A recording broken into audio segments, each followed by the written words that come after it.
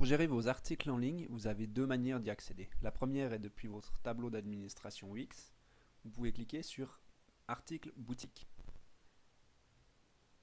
et vous arrivez dans votre zone d'administration des articles. La deuxième est complètement votre page d'édition de site. Sous la page boutique, vous pouvez cliquer sur votre zone d'articles et cliquer sur Gérer articles. Et vous allez également arriver sur votre logiciel. La première fois que vous arrivez dans votre tableau d'administration des articles, vous pouvez sélectionner tous les articles existants pour les supprimer afin d'ajouter les vôtres. Donc, sélectionnez tout et simplement cliquez sur la petite poubelle supprimer. On confirme la suppression des articles. Voilà, votre boutique est vide. Vous allez enfin pouvoir ajouter vos articles. Donc pour ajouter un article, vous allez pouvoir cliquer sur Nouvel article, en haut à droite de l'écran, et vous pouvez choisir entre un article physique ou un article digital. Quelle est la différence entre ces deux articles? Donc les articles digitaux sont des fichiers comme des documents, des e-books, des fichiers téléchargeables. C'est-à-dire que votre client va pouvoir acheter votre article digital et le télécharger directement une fois qu'il aura payé sa commande.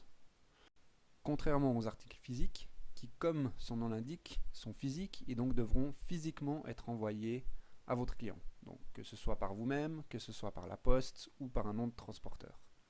Donc, les articles physiques sont par exemple des habits, des vêtements, des produits qui sont palpables. Pour le premier exemple, on va ajouter un article physique. Là, vous arrivez sur la page de l'article. Vous allez simplement pouvoir déjà mettre le nom en premier lieu. Donc, pour l'exemple, on va mettre des chaussures.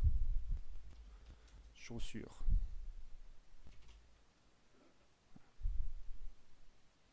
Vous allez ensuite pouvoir ajouter une ou plusieurs images ainsi qu'une ou plusieurs vidéos. On va aller ajouter une image. Là, vous avez accès à votre bibliothèque personnelle. Vous pouvez télécharger vos propres photos. Et image dans la banque d'images privée de Wix. Vu que c'est un exemple. Bien sûr, pour vos articles à vous, luttez à vos photos. Voilà. Très bien. Ensuite, on va pouvoir passer aux détails de l'article. Donc vous avez le nom qui se remet automatiquement ici.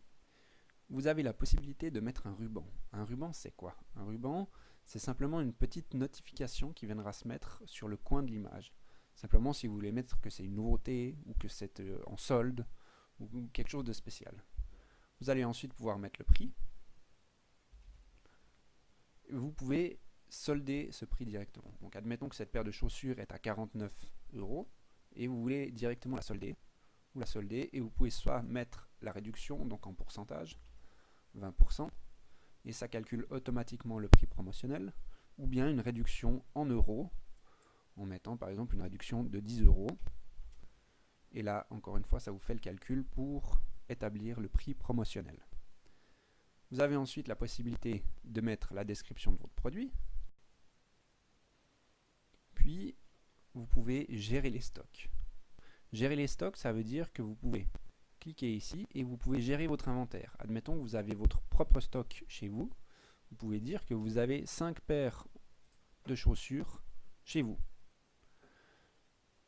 Donc automatiquement, dès qu'un client va vous acheter les chaussures, le logiciel va gérer cet inventaire, de façon à ce que vous ne puissiez pas en vendre plus que ce que vous avez en stock.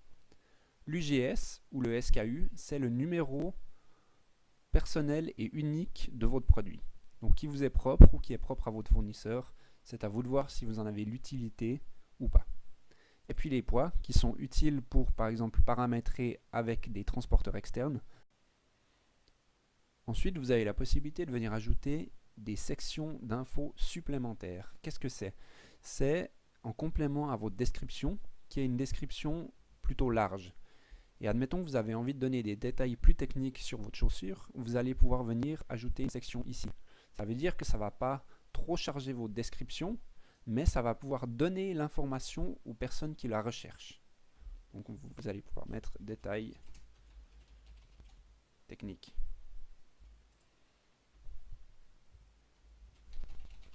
Là, vous écrivez votre description. OK. Et vous pouvez ajouter plusieurs sections. Le champ suivant, qui est le texte personnalisé, c'est simplement si vous avez un t-shirt et que vous aimeriez demander à vos clients qu'est-ce qu'ils aimeraient écrire sur leur t-shirt, vous avez la possibilité d'ajouter ce champ.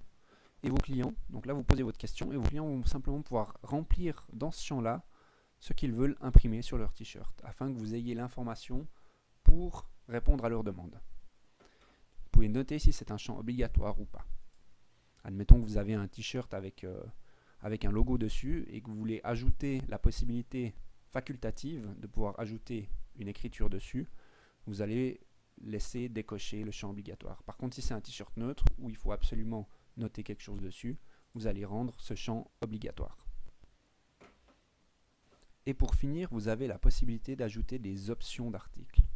Donc les options d'articles sont par exemple des différentes tailles, différentes couleurs, différentes grandeurs, tout genre de détails par rapport à vos articles. Donc là, par exemple, pour des chaussures en l'occurrence, on va devoir proposer différentes tailles. Donc taille, puis vous allez pouvoir créer une liste avec ces différentes options, en notant simplement ce que vous voulez et en les séparant avec une virgule.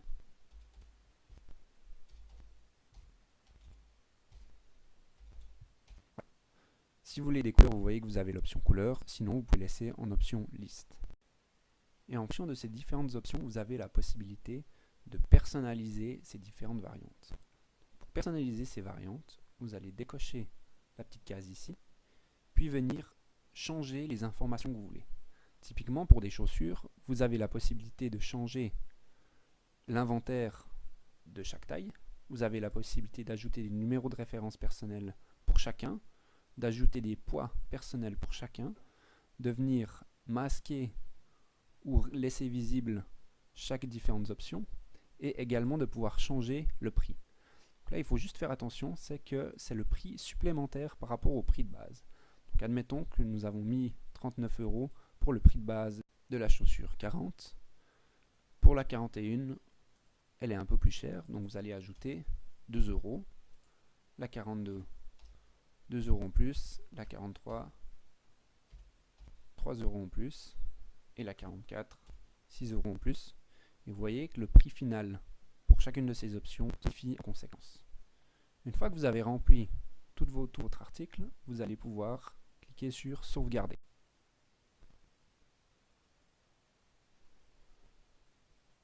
Et à ce moment-là, vous voyez que votre article est bien ajouté. Si vous avez plusieurs articles à ajouter dans la même série avec différentes informations qui sont identiques, vous avez la possibilité de venir ici et de dupliquer votre article. Après, vous n'aurez plus qu'à changer le nom et toutes les informations que vous voulez changer.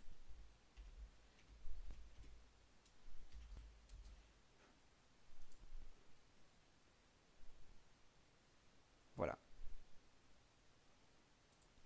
Depuis là, vous pouvez aussi gérer la disponibilité de vos articles. Ça veut dire que si vous l'avez encore en stock, mais que vous aimeriez simplement arrêter de le proposer sur votre site, vous pouvez venir ici et cliquer sur masquer. Comme ça, cet article ne sera plus présenté sur votre boutique, mais sera encore dans votre gestionnaire de produits ici. Dès le moment où vous avez ajouté vos articles, vous pouvez à tout moment aller visualiser votre boutique en ligne. Donc quand ils sont enregistrés comme ça, vous n'avez rien besoin de faire en plus. Vous pouvez simplement quitter cette page-là pour revenir à votre éditeur. Et les articles vont venir s'afficher ici. Maintenant, vous avez la possibilité de mettre en place des catégories. Donc vous pouvez retourner dans Gérer les articles. Et cette fois-ci, sur la gauche, vous allez apercevoir en dessous des articles la rubrique Catégories, ici. Vous allez pouvoir cliquer dedans. Et ici, vous allez pouvoir ajouter de nouvelles catégories. Ces catégories vont vous permettre de pouvoir trier les articles et les présenter de manière cohérente sur votre boutique. Donc on va pouvoir mettre par exemple chaussures ou juste hommes. Vous pouvez ajouter les articles soit directement depuis ici, soit directement depuis les articles. Donc pour les ajouter depuis la catégorie, c'est simplement comme ça. Vous pouvez ajouter une image à votre catégorie, puis enregistrer la catégorie. Maintenant, pour vous montrer comment est-ce qu'on peut ajouter les produits depuis la page produit, je vais venir d'abord supprimer les articles ici. Voilà. Juste un. Revenir aux articles, allez dans cet article-là qui n'est pas encore dans la catégorie.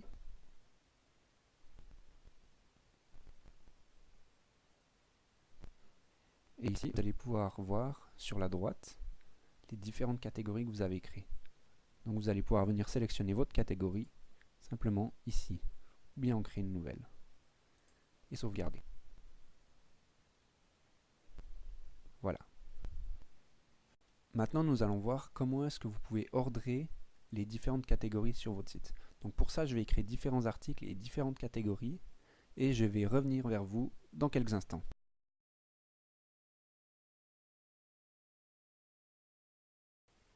Voilà, à ce moment-là, vous avez tous vos articles qui sont présents sur votre boutique.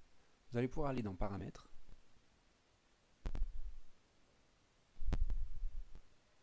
Mise en page. Puis là, vous pouvez définir de quelle manière est-ce que vous voulez que vos produits s'affichent. Donc c'est différentes mises en page, des cadrages, adapter l'image, ce genre de choses, quelle taille doit faire l'image, le positionnement des textes, le nombre de colonnes que vous voulez, le nombre de rangées que vous voulez, l'espacement. Ensuite dans Paramètres, là vous pouvez définir si vous voulez un effet lors du survol de la souris sur l'image. Qu'est-ce que vous voulez afficher? Qu'est-ce que vous voulez afficher quand le bouton s'affiche? Le design. Donc là, vous pouvez personnaliser tout votre texte, ajouter la police que vous aviez définie, faire correspondre votre couleur avec la couleur de votre site, gérer le bouton d'aperçu rapide et créer des filtres. Donc là, vous pouvez activer les filtres.